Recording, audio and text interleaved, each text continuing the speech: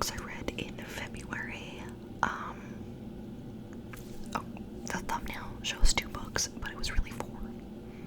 Like 4.5, but like I'm only gonna talk about 4. Let's start with the audiobook I listened to last month. It was People We Meet on Vacation by Emily Henry.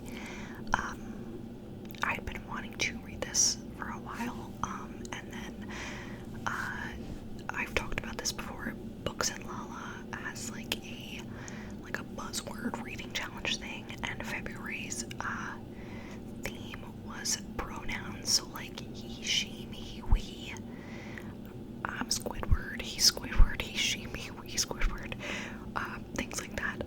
And I went with we, people we meet on vacation. And I absolutely adored it, even though, okay, I'm gonna expose myself really quick. I got the audiobook on Libby, and you have 14 days to read it. It's not a long book. I mean, like, not really in comparison to others. It's like probably, I think it was like 11 hours long, maybe. And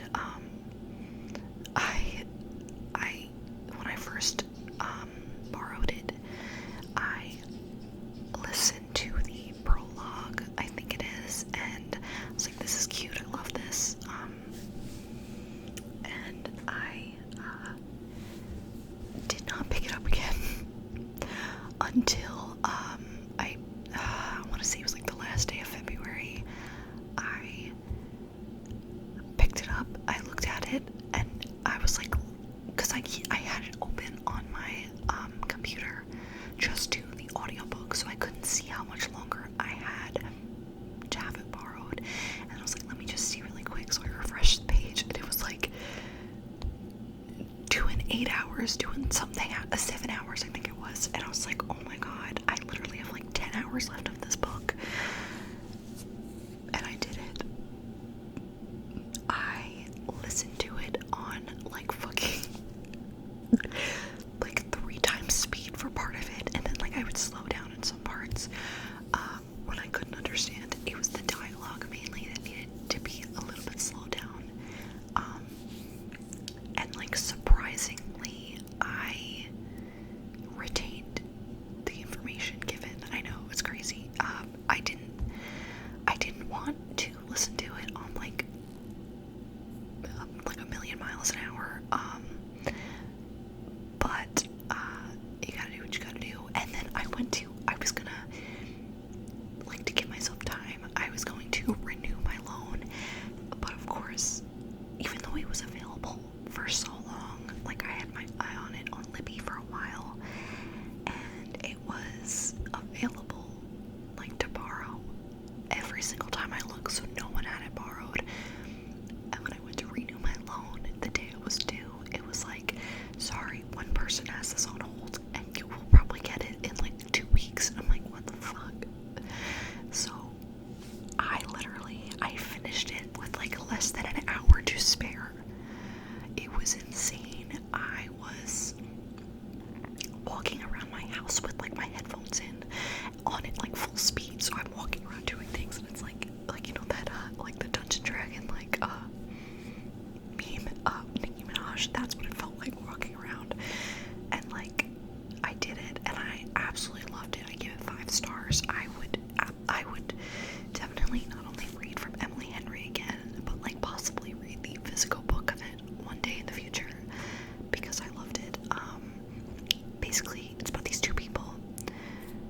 Oh, I think it's Poppy and Alex, I hope. Oh my god, because I don't feel like pulling it up. And it flashes back between like present day summer in their lives, mostly in Poppy's life. It's told from her perspective, and it flashes back to all these summer vacations they've spent together. Their first summer vacation together was because they lived in the same hometown, and they were going home from college, where they went to the same university, and really she just needed a ride from him. And like they had like this just cute road trip that first summer, just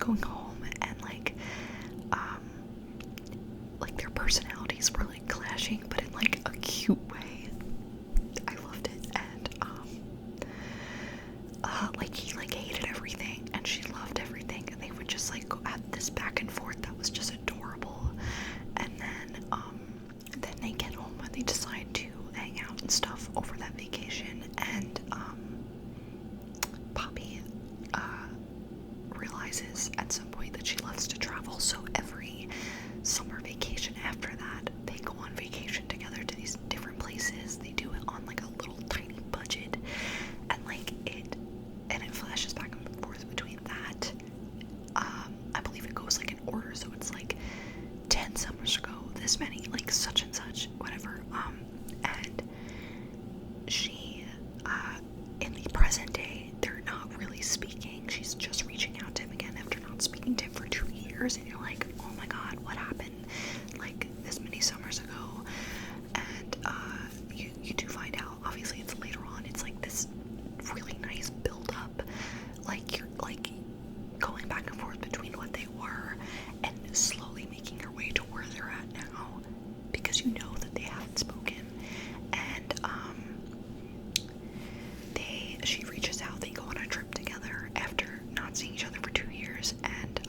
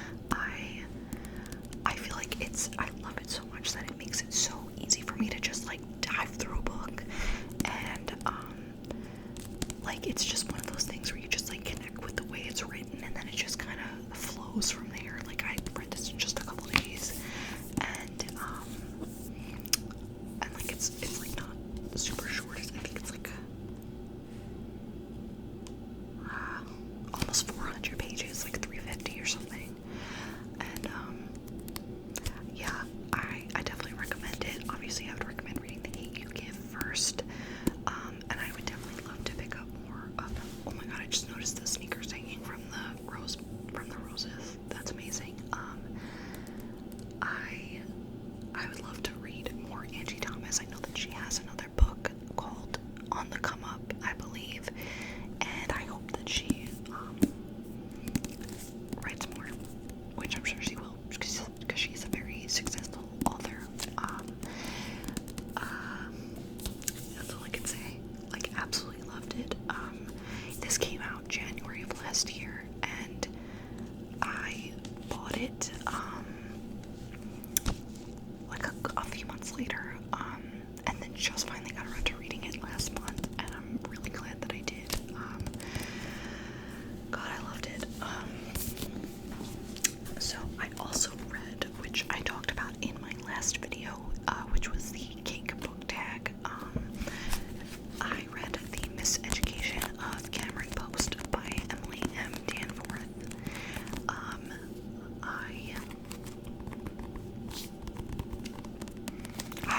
I mentioned this in that because one of the prompts was a book with great writing or something, and I thought this was amazingly written, super detailed, and that's why it's so long. That's why her hair is so big. It's full of secrets.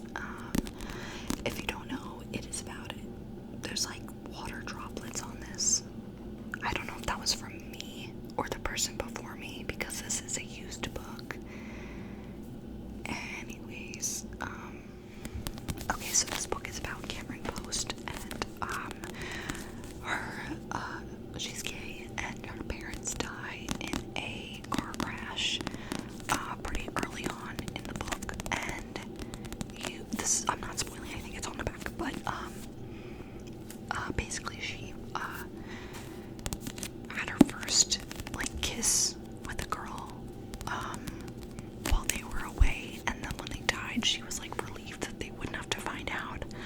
Although in my opinion, based on things in the book, like little hints here and there, I don't think they would have really had a problem with it. But who does have a problem with it is her aunt Ruth, who raises her after her parents die. And there is just so much detail. Like, I feel like it made it that much more real for me, because you get to know her life fully. And like, the premise of the book is that she is sent away to conversion therapy camp, but that doesn't happen until like halfway through the book. So you get so much like relationship built up, like between her and like childhood friends, high school friends, her and her grandmother, who her grandma is, I think, pretty great, for the most part. And then her Aunt Ruth, who comes to live with her.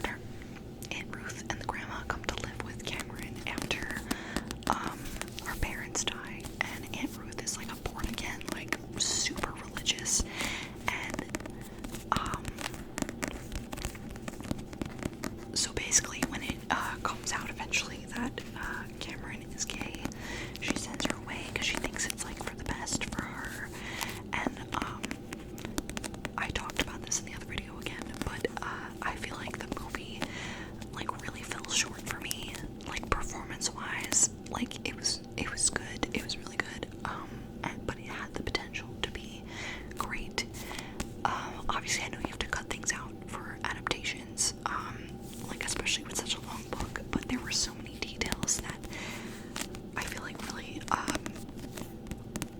made the movie miss the mark.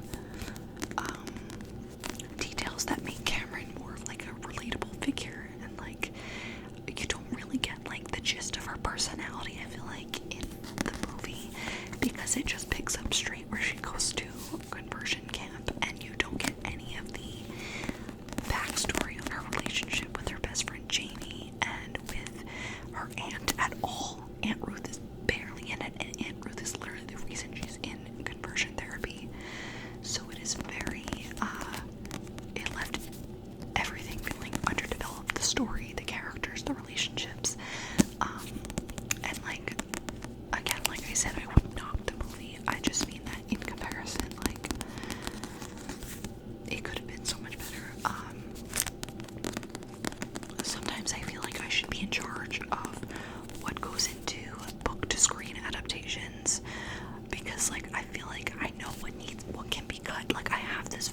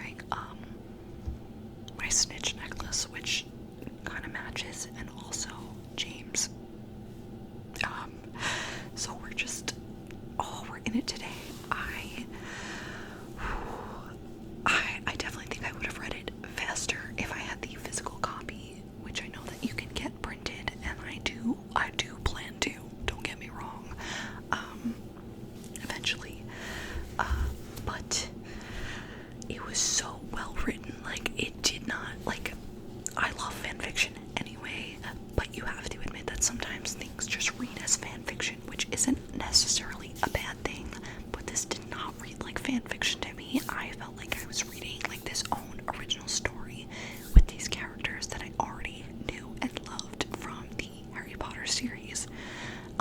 This is my obligatory fuck J.K. Rowling. Come at me, Joanne, which she has, but like, not really. I had something taken down on Etsy. It's fine, it's back. They took the payment reserve off of my account. Anyways, it is so fucking good. The characters are so fleshed out. It literally starts from when Remus gets told that he's like a wizard and everything, and that he's so you get them year by year at Hogwarts. It is so like in-depth detail. It is on Archive of Our Own. I'll probably link it down below. I don't know why I didn't do that before, but it's on Archive of Our Own, and it is 100. It's like 188 chapters, I believe. Sorry, I just got a text with a typo in it. It is long, but it is so worth it, and I feel like the Wolfstar slow burn aspect, I feel like I like slow burn anyway, but I feel like slow burn really fits in with this, with their, relationship, because it's not technically canon in the Harry Potter universe, and like, I mean, I'm sure some people love like a not slow burn fanfiction of them, which is fine, but I feel like it fit because like it just seemed right to me. Like everything seemed in line with their characters, like the way it took them to like, you know, get with each other and stuff, and it takes a long time, but like you see these little tiny build-ups along the way, and you just know, and you're like, oh, it's so freaking good. And of course it's like fucking depressing because you know that like none of these people really live long. And like, if you don't know Harry Potter, like you should know. This is common knowledge that James and Lily, Harry's parents, die at the age of 21. And so like just knowing that like the minute they all meet at Hogwarts and they're all 11 years old, that they literally only have 10 years left to live is like really fucked up.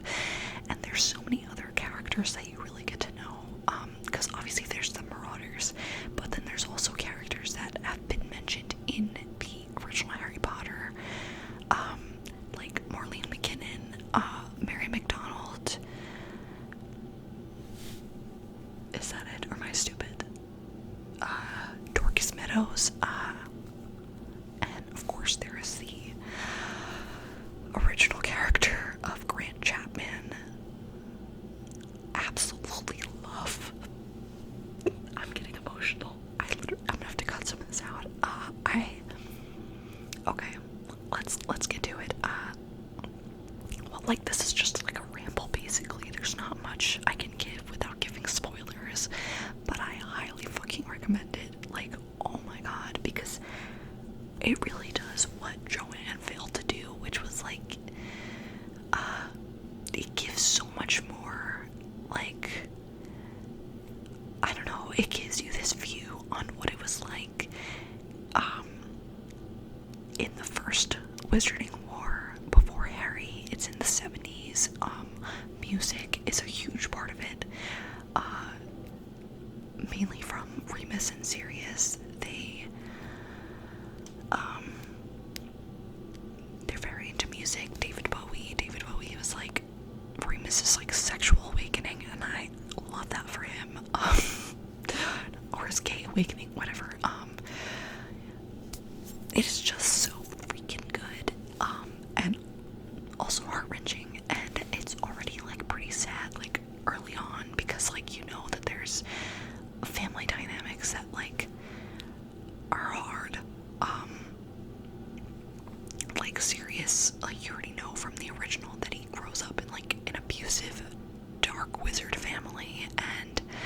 this complicated relationship with Regulus, his brother, and you really just get to see it so much more fleshed out, like all of these relationships between these characters, and it is beautifully done. I think some of my favorite chapters are the Cornwall trip in summer of 1977, I want to say, and then of course the tail end of it, which first of all I thought that it ended in 1998 when Harry Potter ends. I thought they were gonna carry through like Sirius and Remus into the second Wizarding War. It doesn't, and it like worked out perfectly with me because I had not just a few months ago, I finished rereading Goblet of Fire, and I was like on track to start Order of the Phoenix, but then I ended up just trucking through all the young dudes for the first for a couple months before moving on to Order of the Phoenix. All the Young Dudes ends essentially where Order of the Phoenix picks up, and that worked out perfectly for me because honestly, I consider now in my mind, I know that there's other Marauders fanfictions and I will get to those, but in my mind, like All the Young Dudes is like canon now for me. So going into this, I am essentially just, which a lot of the stuff in All the Young Dudes is canon, it's canon compliant, like the same people die, the same events take place, it's just, like I said, more fleshed out and, you know, more creativity put into it. Joanne, so going into Order of the Phoenix, which I'm currently reading, I'm like, all those events have happened in my head already, and the way it ends and the way Order of the Phoenix picks up with Sirius and Remus, even though they're barely in it, unfortunately, I feel like it still like fits, like especially like there's just so much that like I know that like J.K. Rowling did some like what's the word? She I can't think of the word. Where she like fixed things that she accidentally did. Like I think she accidentally made these characters queer and did not realize it. And even so far as like the actors playing them in the movies, specifically David Thewlis, who played Remus Lupin, he literally thought he was playing a gay man until she randomly decided to put him with Sirius's cousin, his younger cousin. Love Tonks, absolutely love Tonks. It just didn't make sense.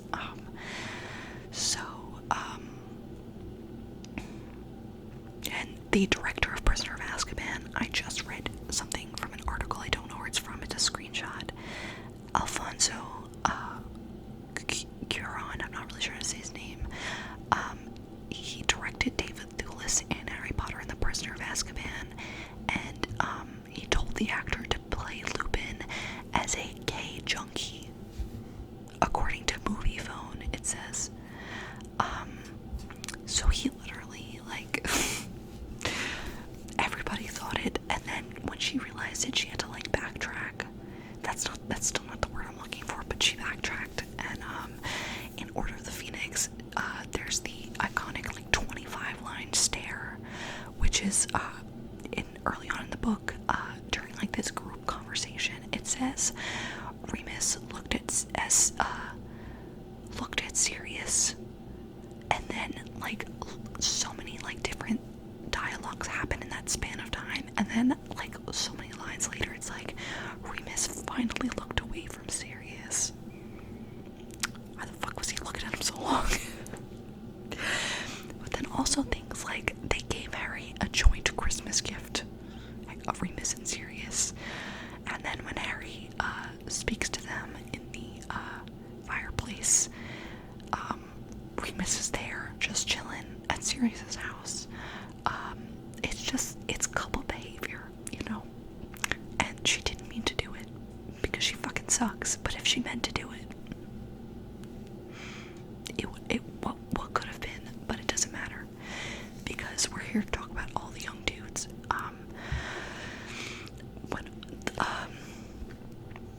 In the days leading up to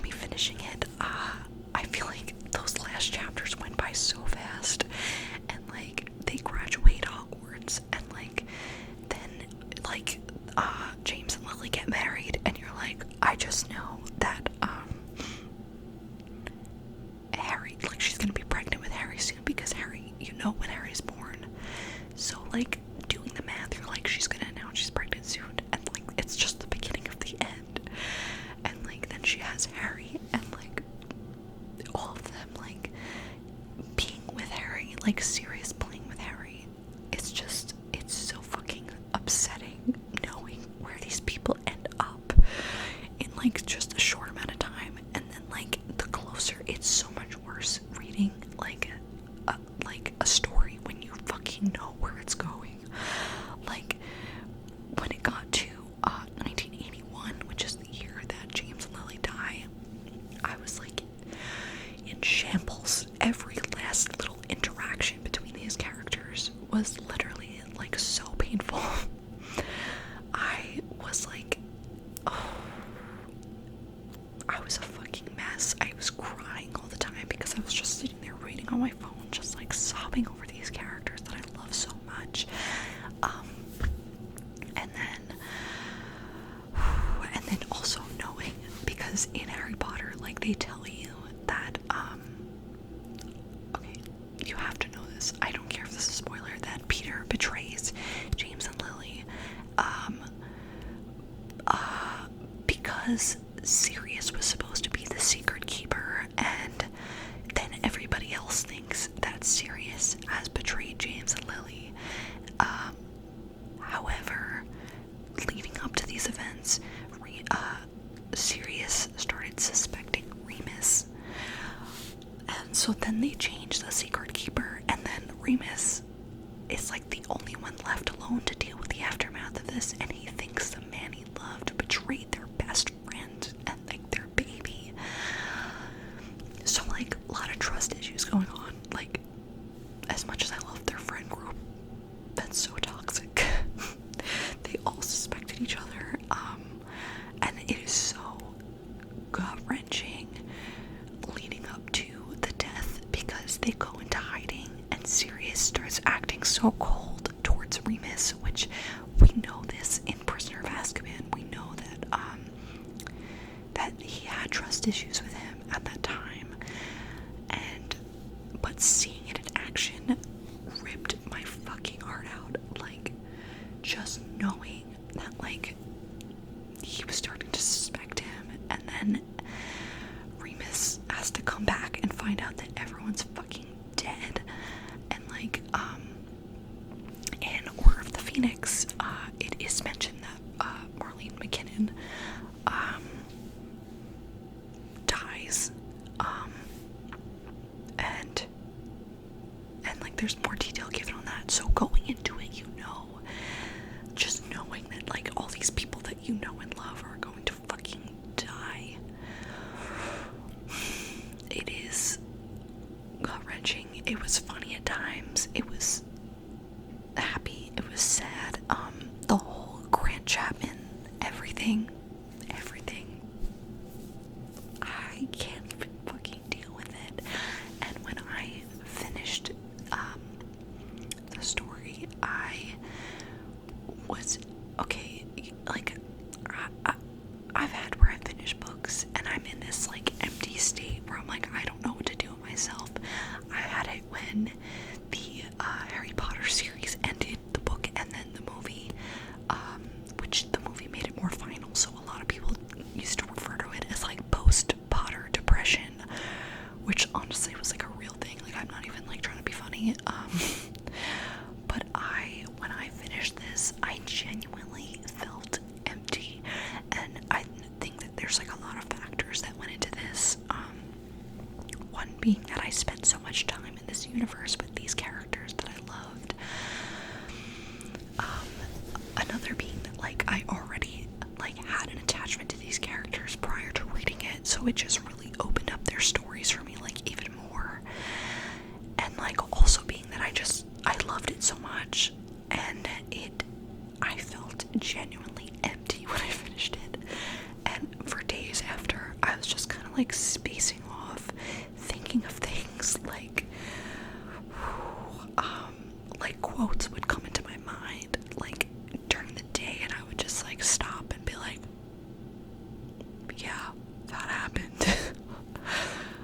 Particularly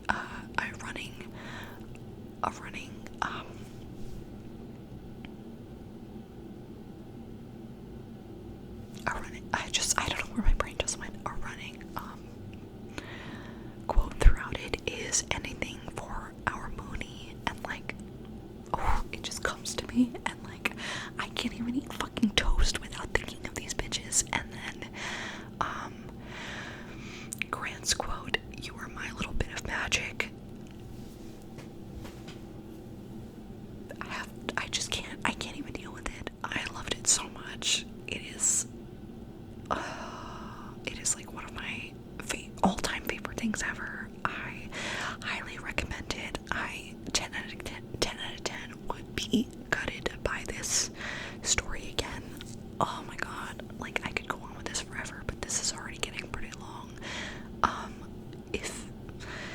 there's any other marauder stands / all the young dude stands out there, please make yourself known in the comments. I'm still going through it like a month later, and I 100%, when I get when I do eventually print physical copies for myself, I will be rereading it probably forever, much like Harry Potter, but at least Miss Kingbean is not problematic as far as we know. There's rumors that she is Taylor Swift. You know, I don't not believe that. So if it is, I wouldn't be surprised. But you know, anyways, I think I'm gonna end it here. Like I said, sound off in the comments if you know what I'm going through. Because I know that TikTok has a big all the young dudes community, and I have really found my people there. But I just love to know if any of my viewers are in the same boat. Now that I've like brought this up, I'm feeling really like raw and emotional now, and I'm fucking sad again. Also tell me in the comments what books you read in February. Books and fan fictions, girl, I wanna know. Yeah. That's really it. Order of the Phoenix was supposed to be in my February wrap-up, but I did not finish it. I'm almost done with it, though. I've got, like, less than 200 pages. Oh, okay. And also, I made a bookmark. This is the prototype